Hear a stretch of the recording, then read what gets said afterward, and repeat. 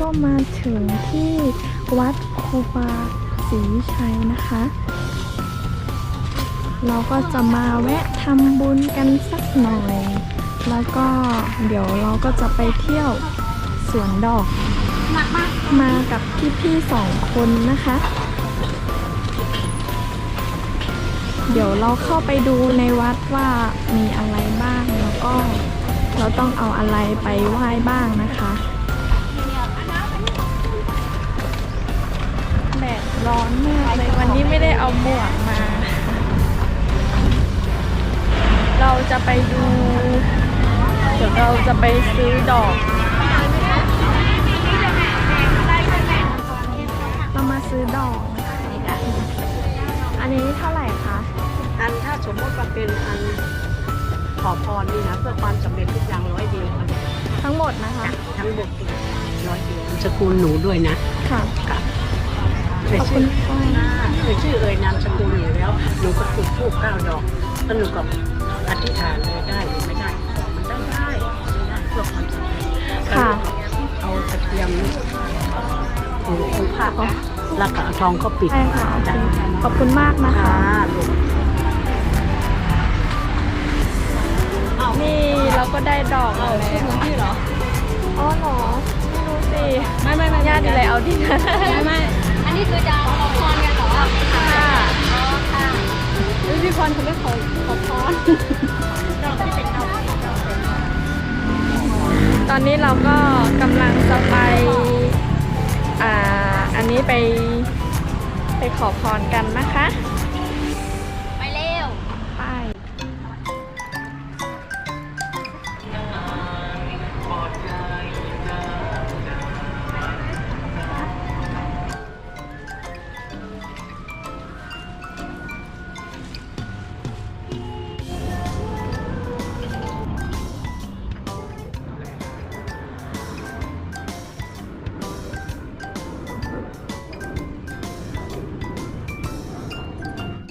ทั้งหมดเลยเนาะน่าจะมันยากนะเอามันต้องมาเป็นไข่ใช่ไหมจะพี่เป็นทำมาเป็นไข่ยังไงพี่ก็ต้องมาช่วยมันเดียว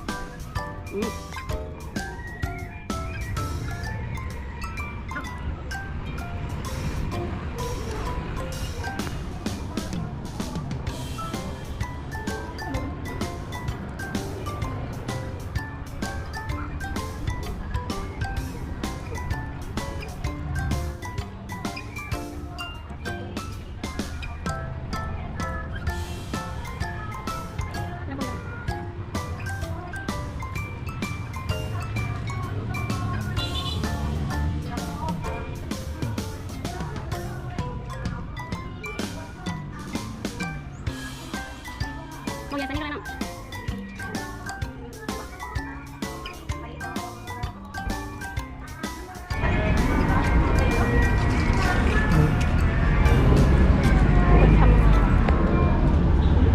เขาต้องทำ จะเอาถู เอาที่ไหน ที่เอาถูกับที่นี่คือมันมีอย่างก็ที่จะเอาทองปิดแล้ว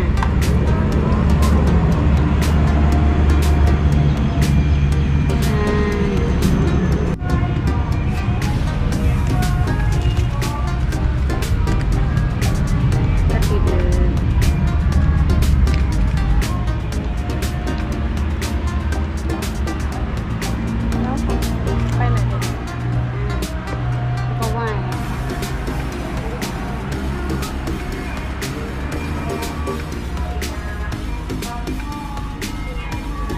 เดี๋ยวหนูจะลองเดินดูรอบๆนะคะว่ามีอะไรบ้างต้องไหว้พระที่ไหนอะไรบ้างนะคะ ที่นี่สวยมากเลยค่ะ ถ้าใครมาก็แวะมาไหว้พระที่นี่ด้วยนะคะ ถ้าใครว่างๆก็มาไหว้พระกันค่ะ คนที่อยู่เชียงใหม่ก็บางคนก็น่าจะเคยมาอยู่นะคะ แบบคนที่อยู่เมืองไทยใหญ่อะไรอย่างเงี้ยมาเที่ยวเมืองไทยอยากไปไหว้พระก็หนูแนะนำมาไหว้พระที่นี่นะคะ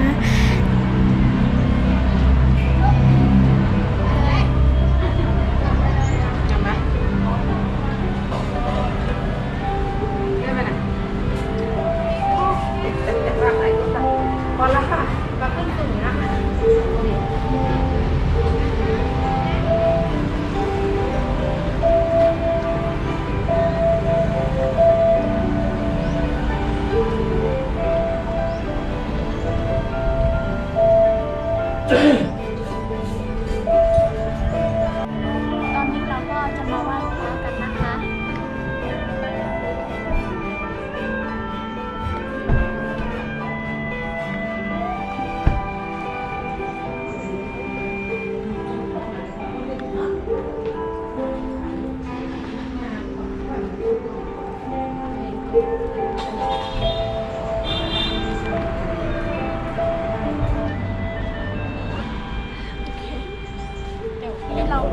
จะมา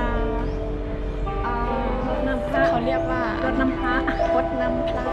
รดน้ รดน้ำพระคือภาษาไทยใหญ่นะคะรดน้ำพระ ช้อนนำภาษาใต้ช้อนนำ ใช่แล้วก็เอากี่หน่วยดีคะ3 หน่วย หยอดเดือนยัง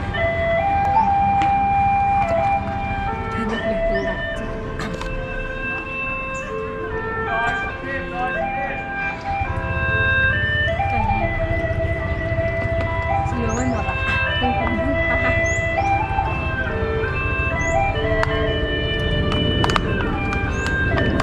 ำจะเปิดแบบเย็นๆนะ เย็นๆใส่เลยแล้วเย็นไงเย็นนี่นะคะพี่เขาก็ซ้อนน้ำพลาคือซ้อนน้ำเขาเรียกว่าภาษาไทยก็คือแบบว่าลดน้ำพระ เดี๋ยวเราไปไหว้พระข้างหน้านะคะ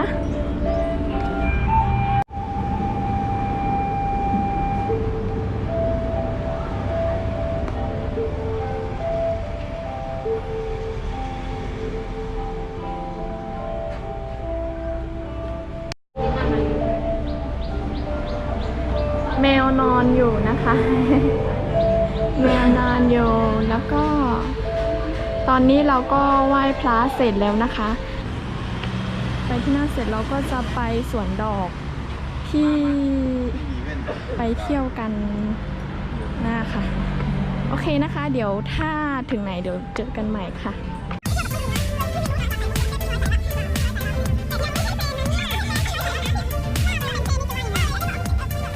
เย้ ตอนนี้เราก็มาถึงกันแล้วนะคะ ตอนนี้เราก็กำลังจะเข้าไปดูข้างในว่า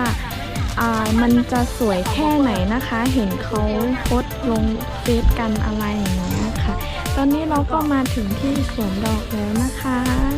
ขอหมวกหน่อยมีอันนี้คือต้องซื้อใช่ไหมคะ ฟรีค่ะ ฟรีค่ะยืมฟรี เหมือน เอาเพื่อบอกยืมฟรีเดี๋ยวใบยืม เราก็กำลังจะเข้าไปดูนะคะ หมอกแม่เพื่อหันยางล้มพร้อม ดอกมันเหี่ยวหมดแล้วว่าตรงนี้ เราเหมือนคนสวนเลยอ่ะ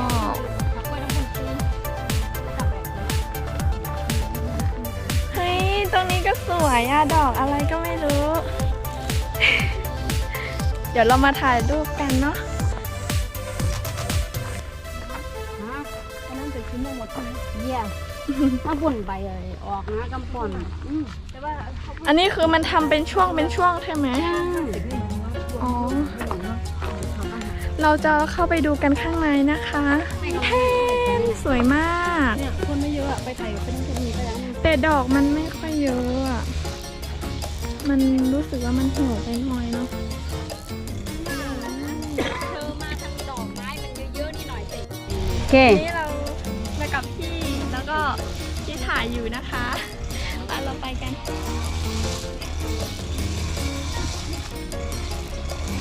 เราจะไปแถวไหน แถวนี้ก็สวยขอโทษค่ะ